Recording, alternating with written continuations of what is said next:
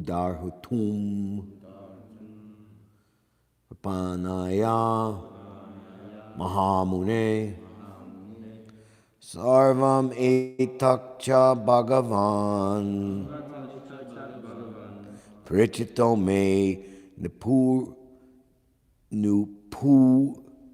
nupurvasa Tattvato rihasi udartum Prapanaya Mahamune Sarvam etakcha bhagavan Prichito me nupurvasha Tattvato rihasi udartum Prapanaya Mahamune Sarvam etakcha bhagavan Prichito me nupurvasha Tattvato rihasi udartum Prapanaya Mahamune. Okay.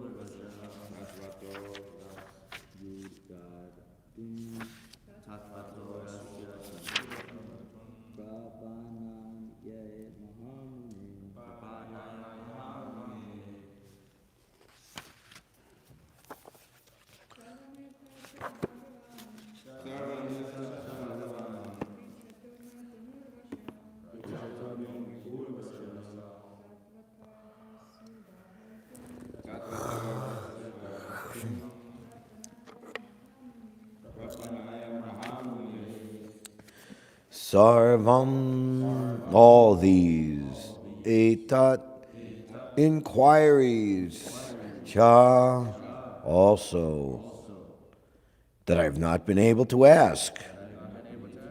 Bhagavan, O great sage, Prichata, of the inquisitive, may myself, Anupurvasha, from the beginning, Tattvataha, just in accordance with the truth, Arhasi, may kindly be explained, Udarhatum, as you will let me know, Prapanaya, one who is surrounded. It says surrounded. Really? In this book it says surrounded. Yeah, one who is surrounded. One who is surrounded. Veda base says surrender. Uh-oh. You better go tell the Veda-based ministry, right? Usually the Veda base is the most updated version. Is that so? Yeah, because they, Keshav Bharati Maharaj and Dravida updated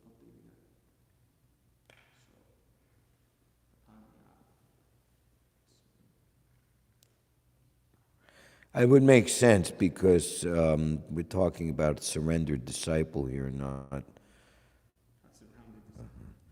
a surrounded. We got you surrounded. Come out with your hands up. All right, Mahamune, O great sage. Translation. O great sage, representative of the Lord, kindly satisfy my inquisitiveness in all that I have inquired from you, and all that I may not have inquired from you from the very beginning of my questionings. Since I am a soul surrendered unto you, please impart full knowledge in this connection. Purport by His Divine Grace, ISKCON's founder Acharya, Srila Prabhupada. Srila Prabhupada Ki Jai. The spiritual master is always prepared to impart knowledge to the disciple, and specifically when the disciple is very inquisitive. Inquisitiveness on the part of a disciple is greatly necessary for the progressive disciple. Maharaj Parikshit is a typical disciple because he is perfectly inquisitive. If one is not very inquisitive about self-realization, one need not approach a spiritual master simply to make a show of discipleship.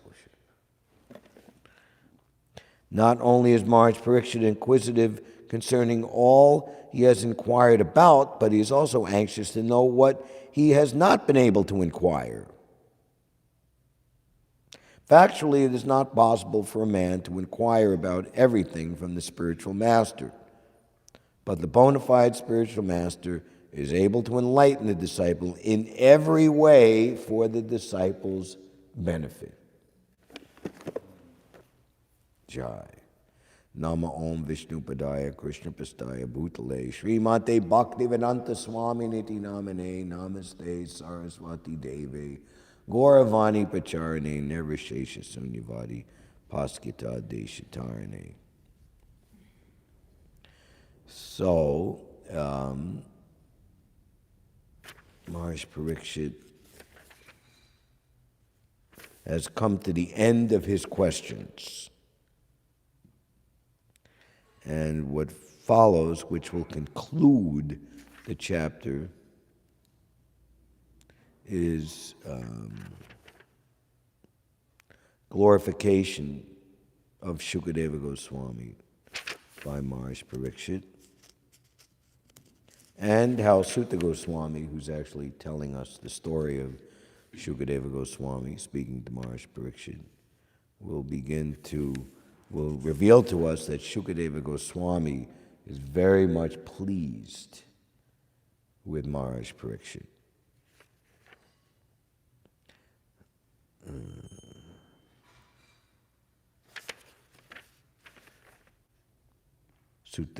Thus, Sukadeva Goswami, being invited by Maharaj Parikshit to speak on topics of the Lord Sri Krishna with the devotees, was very much pleased.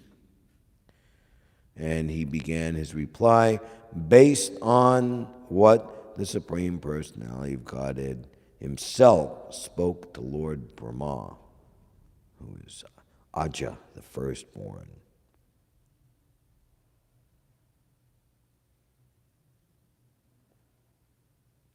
He also prepared himself to reply to all that King Parikshit had inquired from him.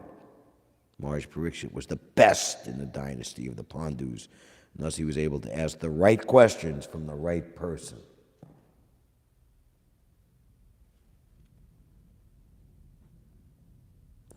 We may have the right question, but unfortunately, we're asking them from the wrong person.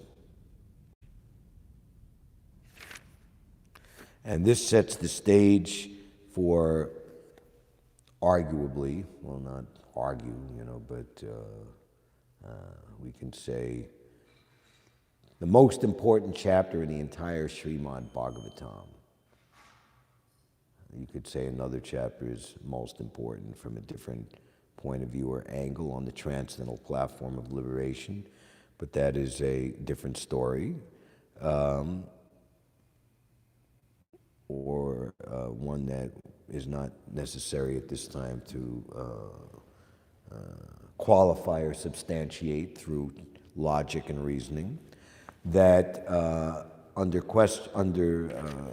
our present junction, we're entering into answers by citing the Lord's version, chapter 9, which contains who can say? The Chatur Shloki Śrīmad-Bhāgavatam. Yes, the 4 verses spoken by Lord Krishna to Lord Brahma, which are the seed for the rest of the entire Śrīmad-Bhāgavatam. Or in other words, the seed is the source for the entire growth of the organic plant.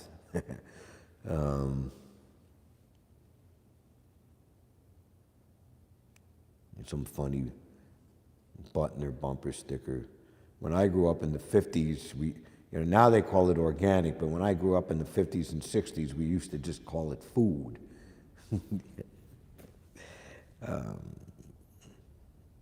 So in a similar way, actual knowledge, real knowledge, it's just simply knowledge of the absolute truth, not sophistry and all kinds of pseudo speculations in the name of knowledge and calling it philosophy. It's just not really philosophy, but it's fool, F-O-O-L-osophy. So today, Maharaj Parikshit is, we might think, if we're not so much experienced in the relationship between the bona fide disciple and the bona fide spiritual master, to understand what's being described or praised here in terms of the inquisitiveness of Maharaj Parikshit. People in their foolishness and in their intense desire for reward and fruit of activities, mental speculation, and even their idea at best in terms of what is spiritual is achieving some type of mystic potency, such as being able to control other people's minds or influence people to agree with your opinion,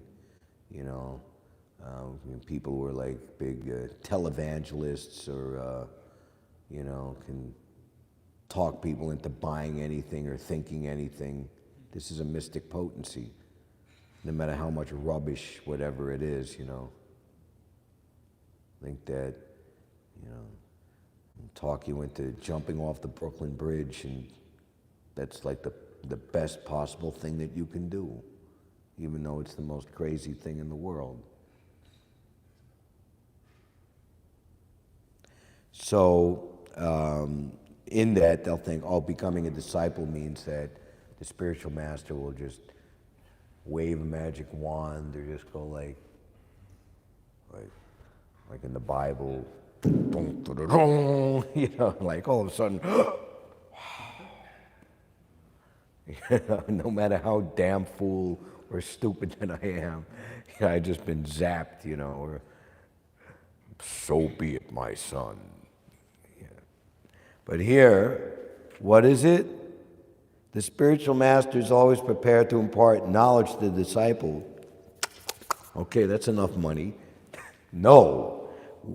Specifically when the disciple is very inquisitive. Inquisitiveness on the part of a disciple is greatly necessary for the progressive disciple. But that inquisitiveness is not, it's got to be intelligent inquiry, not like you're a 3-year-old child. Mommy, why is the grass green? Mommy, why don't cows fly in the sky? Mommy, why is the sky blue? Mommy, mommy, mommy. You're just asking all kinds of ridiculous questions. But what is in the Bhagavad Gita 4:34? That inquisitiveness, Prabhupada doesn't so much emphasize it here. The spiritual master is inclined to impart knowledge to the disciple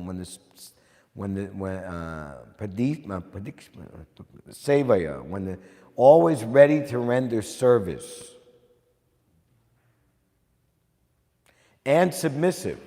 A challenging attitude before the spiritual master is not going to work.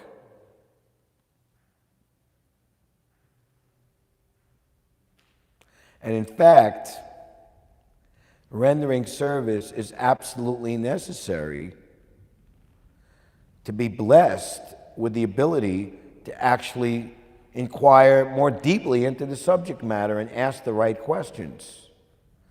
Because people don't render service, they don't render devotional service. Row, row, row your boat gently down the stream. Merrily, merrily, merrily, life is but a dream. Everyone is just like lethargic, complacent, half-baked, whatever. Mad Magazine, what me worry,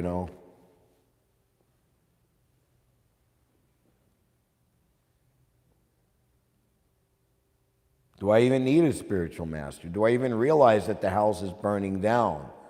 Samsaradava and alalita loka. The spiritual master is delivering the materially afflicted world by pouring upon the forest fire of material existence. He's receiving benediction from the ocean of mercy, which is the spiritual master is like a cloud that goes over the ocean of mercy that is Lord Sri Krishna, and draws up that water of mercy into the cloud and goes back to the parched land and delivers the materially afflicted world. So it is not unknown. It is unfortunate history in a sense. Nothing is unfortunate in the course of Krishna's plan. But seemingly that His Divine Grace, Om Vishnupad Srila Bhakti Siddhanta Saraswati Thakur, what's that say? 8:30, okay. Was dissatisfied with his disciples, especially his leading disciples. Politics, intrigue, and material desire had entered in, and he departed the planet prematurely in the statement of our own Srila Prabhupada. And it's very interesting that, and valuable, on the morning of 18th December 1936, 13 days before his departure from the world, Srila Bhaktisiddhanta gave the following informal talk in his room at the Gaudiya Math. The inform was in his room. It was his last discourse before he became bedridden, never to rise again. He spoke with such amplitude that his cheeks became red.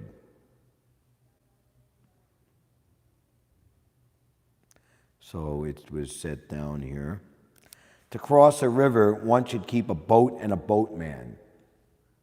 Similarly, one needs to keep a guru. Right? Like we need an electrician, we need a plumber, we need a lawyer. I have no connection with persons who have accepted the guru with this attitude, like a commodity. I can buy and sell. Like I'm hiring you because I'm going to get something that I want from your services. They have deceived me, therefore they too will fall prey to deceit. Birth after birth, I will deceive them. They will all fall aside by partaking in worldly objects. And Srila Bhaktisiddhanta has also given us cheating a blacksmith with inferior steel in his Upakhana Upadesh, that a very sly, crafty, cunning, and dishonest tradesman, business person, thought he would go to blacksmith, who is his expertise is to forge different metals into different shapes. So he thought he would trick him to get some work done, that I'll give you, in his own words, first-class steel, highest quality, and you forge it into a chopper that I can cut my coconuts and daubs and put a straw in and drink coconut water.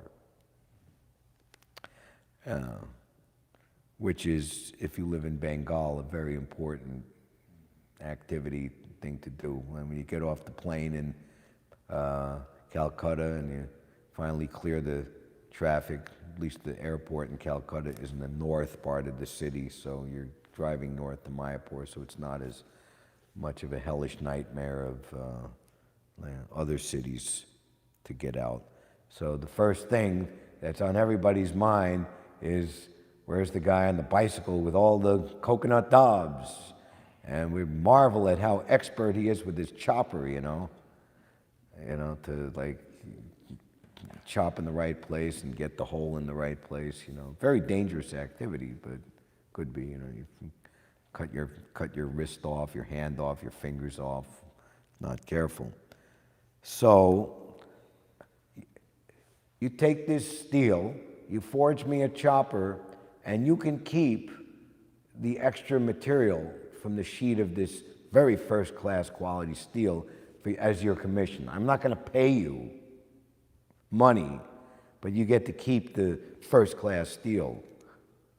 And the blacksmith was like, he knew right away just by looking at it, this is just like the most third-rate kind of crappy kind of metal. But all right, I'll be a nice guy, I'll do it, And he went ahead and did it, and he came back, and what can you do with such crummy kind of metal?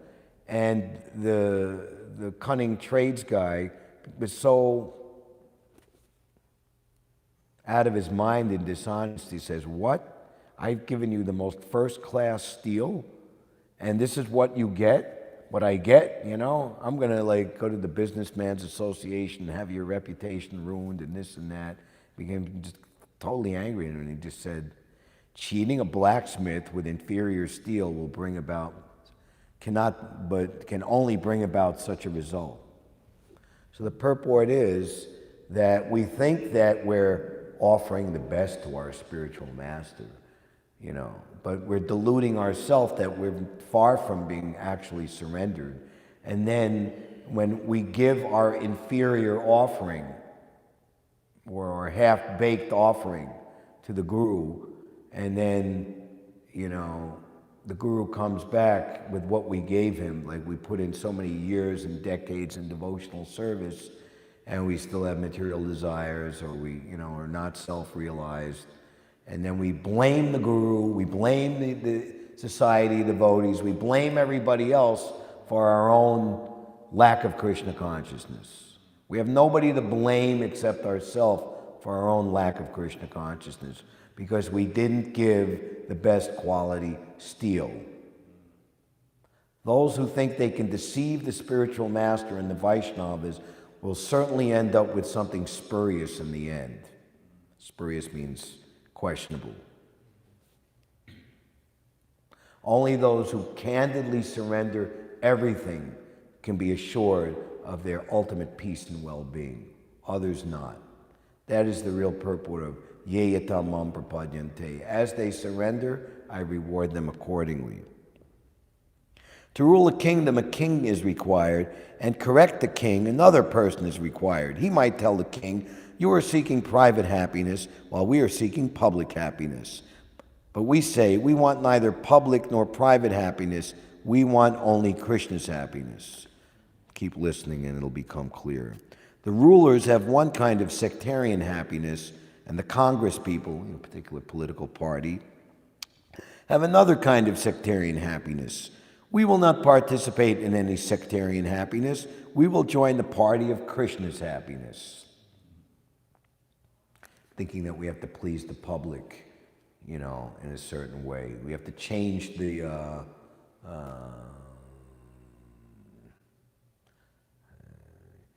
the methodology, but ultimately we're changing the principle.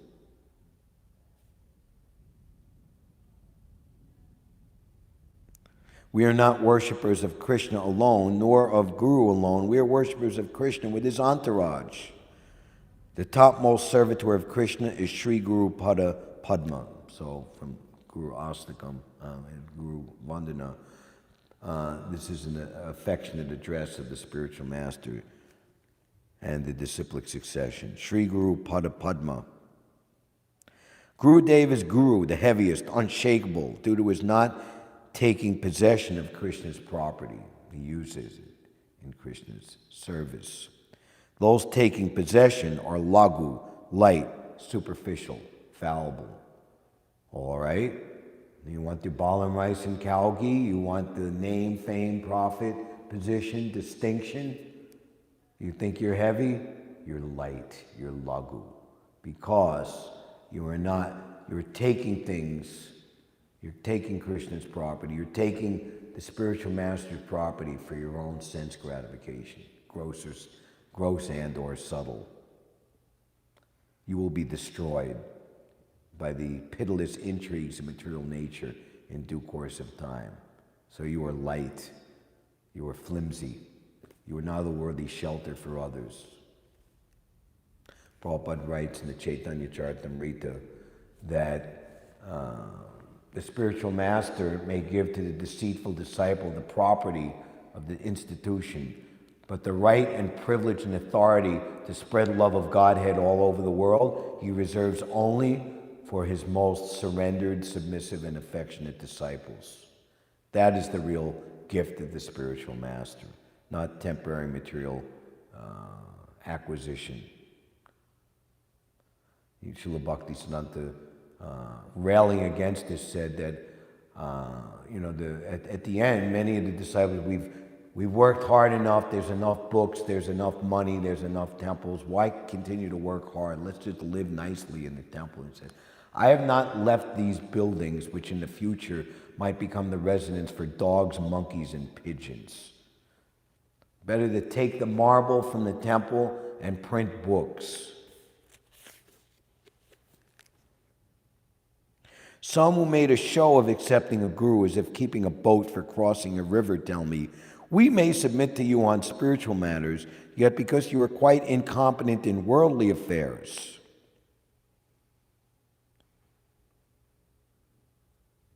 Not but, yet, because you are quite incompetent in worldly affairs. Right? In other matters, we will follow the public opinion, opposed to serving Hari, but that is not our line of thought.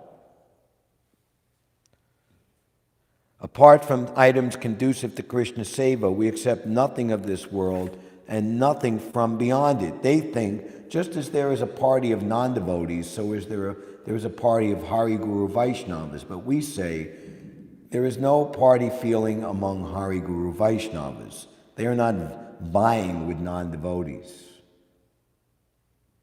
We do not long to become big in this world by rivaling non-devotees, or we have to match them or become equal to them or gain their respect.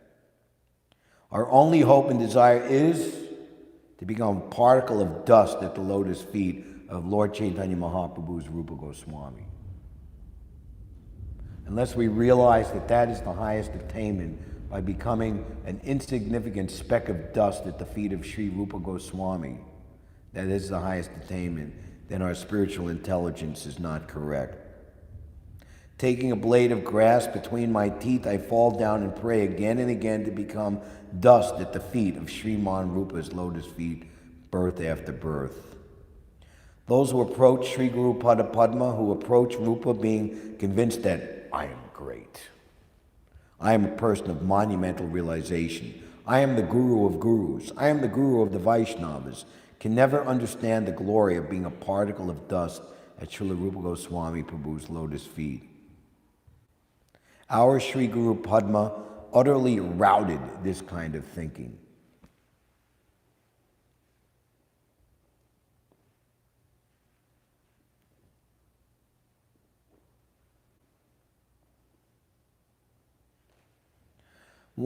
I never indulge in jana sangha. That means associating with worldly people, not interested in devotional service. Such people surrounded my Guru Padma on all four sides. Fool's thought, he is keeping association with materialistic people. He appreciates them. He always stays with them. In reality, he did exactly the opposite. As much as he paid external honor to somebody, to that degree he deceived them. For we can judge anything by the fruit that it bears. Persons' desires to enjoy sense objects did not actually associate with my Guru Pada Padma, my spiritual master, nor did they ever get his darshan. If we come to study Śrīmad-Bhāgavatam to learn geography and astronomy, then we prove to be Anya Jatiya Ashaya. In the same way, that means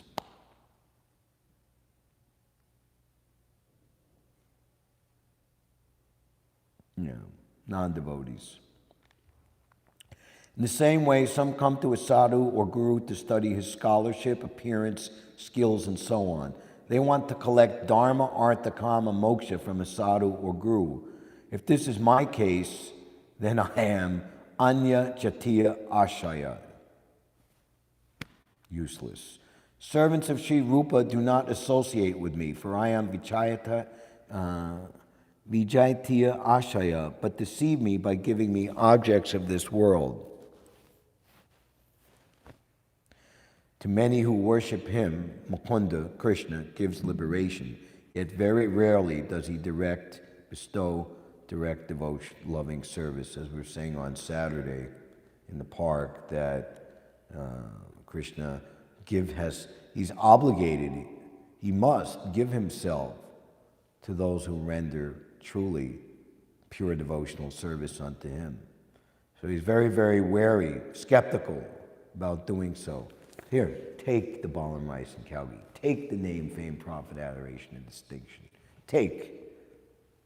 And when we, like fools, or due to intense material desire, take that, thinking, yes, ha ha, then Krishna's obligation, he doesn't have to give himself. Here, let me take this money. Take this money and go away. The servant of Sanatana Goswami, Ishan, Sanatana Goswami, was very wealthy, and he, upon his renunciation, gave everything away. Yet, unbeknownst to Sanatana Goswami, the servant, who could be, closely associated with his affairs, kept 8 gold coins in his possession. And, the head dacoit, or, the big land zamindar, was advised by his astrologer that this mendicant with his servant, they're traveling with 8 gold coins. So he made a plot to murder him and take the money. And Sanatana Goswami came to understand this by seeing the strangely polite dealings, too much devotion denotes a thief or even a murderer. And he told to Ishan, why have you brought this death knell? And then he took took 7 of the coins, and he just went to and Sanatana Goswami, such a pure devotee, he convinced said, it's very good that you've given me this money, because I would have killed you tonight for it. And then he told to Ishan, all right, you're still holding on to 1 gold coin? Take your gold coin and return to your home. Get out of here. I won't even have you as a servant. I won't even have 1 gold coin. I'll have nothing. Thus, losing all his anxiety, walking and walking, he became ecstatic in meditating on Lord Chaitanya, who he was traveling to see at all costs, take shelter of.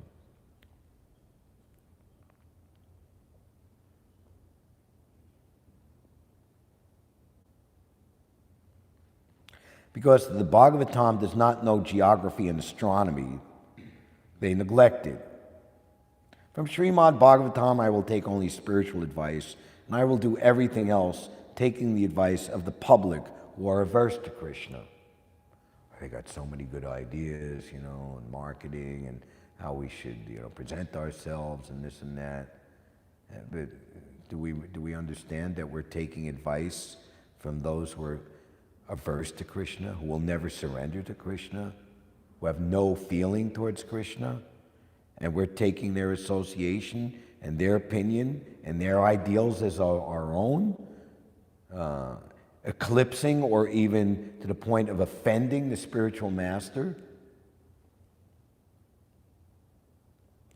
Those not established in the Anukulasya Sankalpa Pratikulasya Varjanam verse of Sri Rupa, which accept everything favorable and reject everything unfavorable,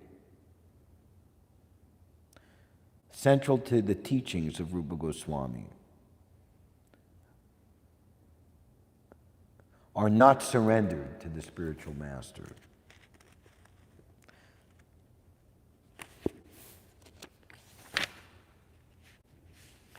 I will perform all mundane work in a manner conducive to Krishna Seva, never in a way congenial to the non-devotional public. One should always be conscious of what to accept and what to reject in Krishna Seva. The criteria is the principle of favorable and unfavorable in Krishna Seva. We will never imitate private or public stupidity.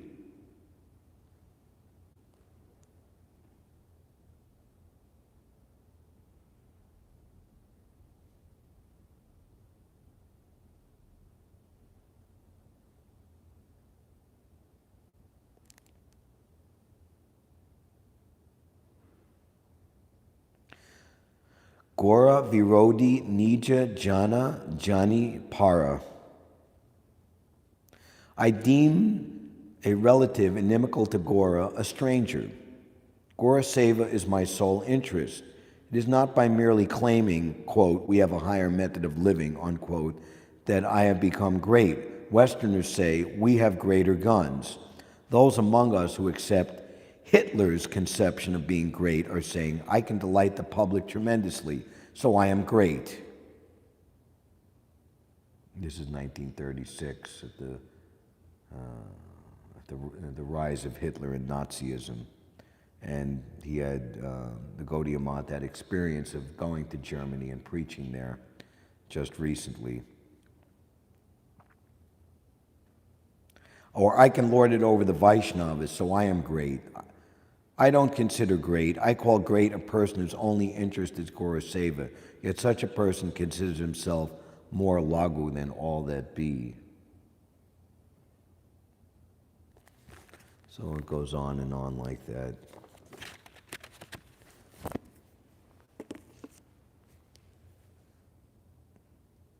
So service and submission, then one has the right to inquire, and then one will be able to make the right inquiry. He's asking here, please answer all that I may not be able to ask.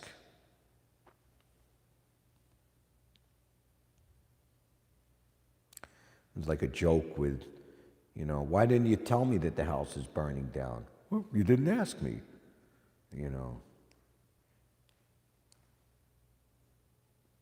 So the spiritual master, he will, in a sense, prompt you to ask the correct question in accord with your eligibility and sincerity as it progresses through a lifetime of service. This is how one advances.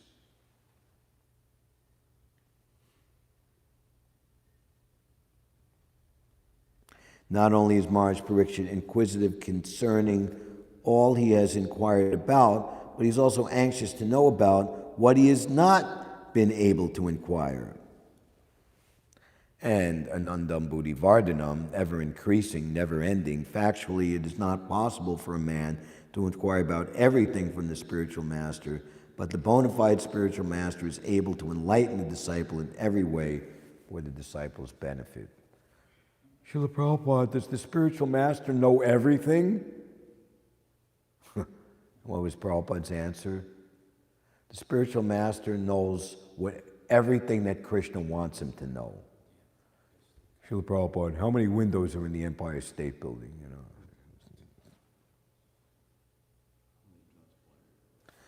But you can see again and again in hearing the testimonies of Srila Prabhupada's disciples that he could read minds. He could understand where everyone was coming from. and knew exactly what to say according to time, place, and circumstance.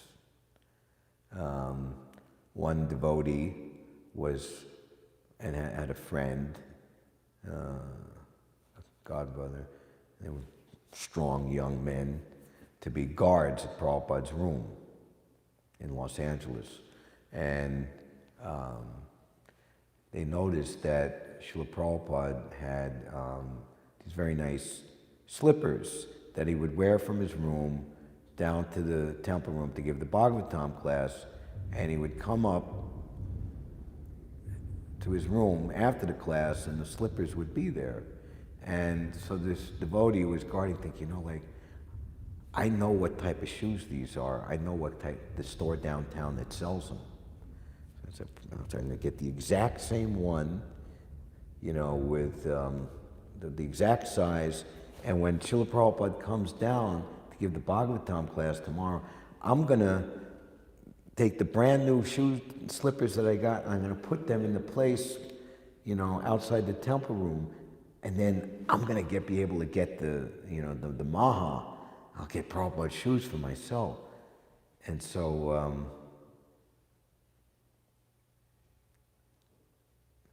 and he told his friend that was his plan. Wow. So I'll do it today, and then you can do it the next day, And so, so he did that.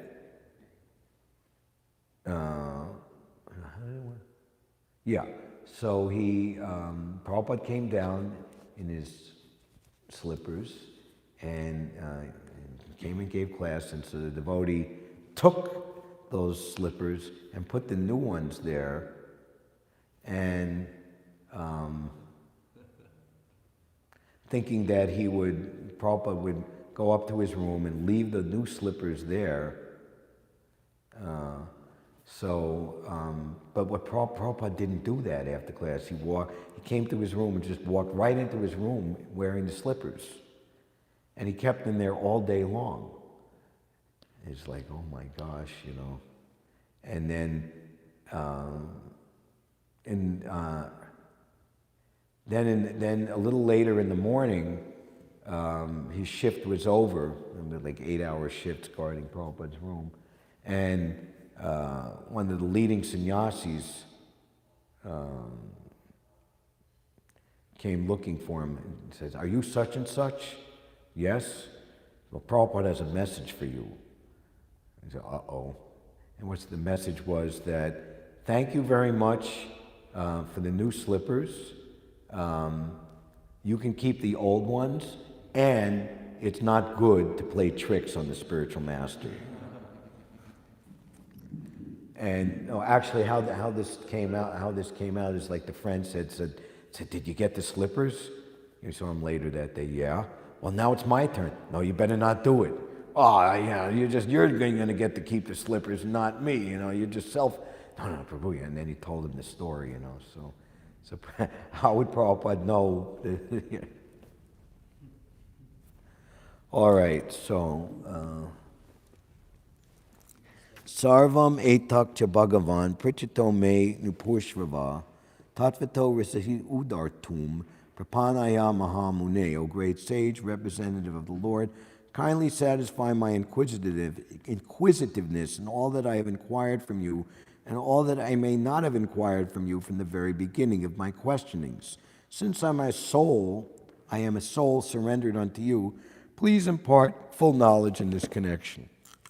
Any questions or comments? Gopal Champu Prabhu. Hare Krishna. I was just about this not inquiring or not having inquisitiveness or direction. I have one comment. Yesterday I met this girl in the park, and I asked her. Sometimes I get into asking, "Do you go to school around here?" She was like, "No." I was like, "Okay, do you work around here?" She was like, "No." So I go, "Okay, what do you do?" She goes, "I just exist." So I was just,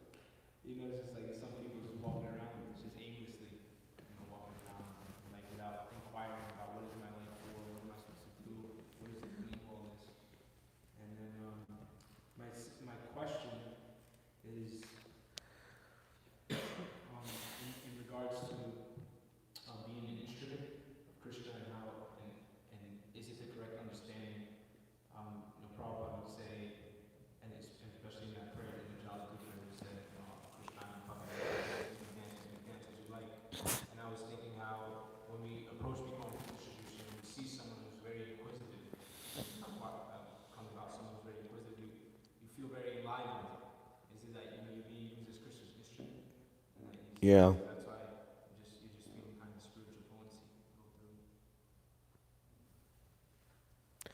through. Yeah, we look for those who are, it's battlefield philosophy. Somebody who's walking around saying, honey, I am the Bhagavad Gita, you know. Okay, thank you very much, you know. I'm not your boss. Remember that yesterday, Roman? No, that didn't, not, I'm not. You're not my boss. oh. What up? You know, and like, just, and I tell him, I'm just trying to be nice, when you're just making an argument out of nothing, grumble away, you know.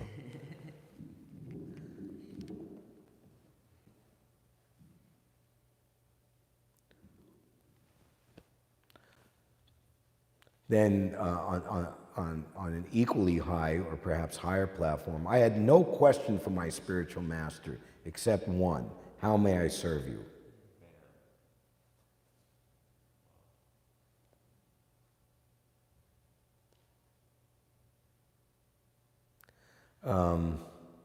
Mother Colini, she's now passed away some 5.5 years ago. She was a very exemplary devotee, disciple of Srila Prabhupada. She was more or less the backbone of Gita Nagari Farm for 30 years. So she would go on morning walks with Satsvarup Maharaj and Satsvarup Maharaj's disciples when that was his base in the late 70s, early 80s. Actually, that was the main place that Satsvarup Maharaj wrote the Prabhupada Leelamrita in Gita Nagari. And, you know, the devotees, like all these problems and like, you know, brain-teasing questions and, you know, she would never say anything. And then one morning, you know, she said, is there something wrong with me? I don't have any problems. I don't have any questions, you know.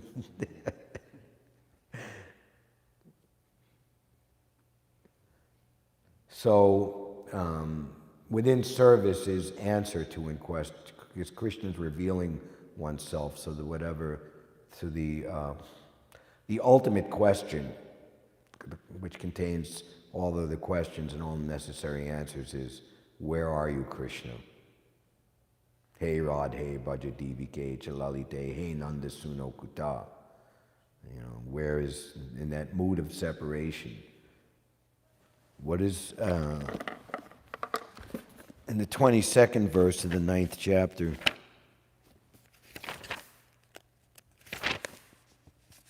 Krishna compliments Lord Brahma.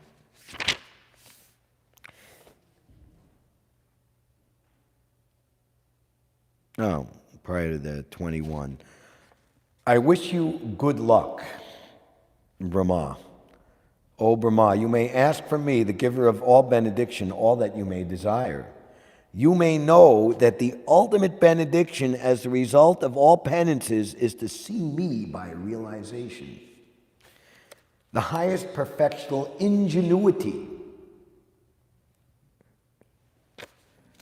is the personal perception of my abodes, and this has been possible because you tricked me by getting me to buy a piece of inferior steel. No, because of your submissive attitude in the performance of severe penance according to my order.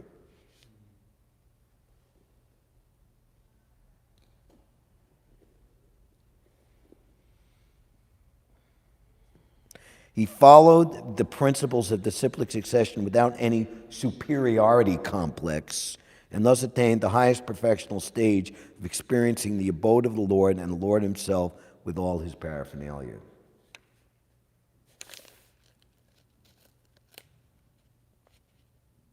Everyone is falsely or factually proud of his so-called learning. But the Lord says that the highest perfectional stage of learning is to know him and his abode, devoid of all illusion.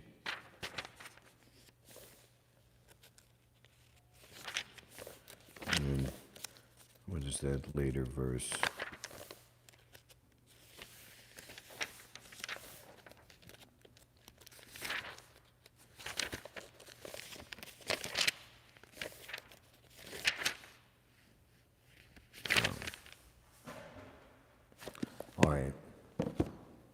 Krishna. Prabhu, yes. So when it says spiritual master, is it referring to Shiksha or Diksha Guru? Or both? Both, but the idea, the most prominent or the most important spiritual master, which in the case of, say, Bhaktivinoda Thakur, so Jagannath Das Babaji is more important relationship than his initiating spiritual master. Most prominent, I would say. Sometimes the Prabhupada says generally the Shiksha Guru later becomes the Diksha Guru later on, but that's not always the case. We sometimes in ISKCON there's too much emphasis on the Diksha Guru to the point where those who's actually qualified as spiritual master also, but that we designate or give the title Shiksha or minimized. That's something that needs to be worked on and understood more. All right. Hare Krishna. All glories to Srila Prabhupada.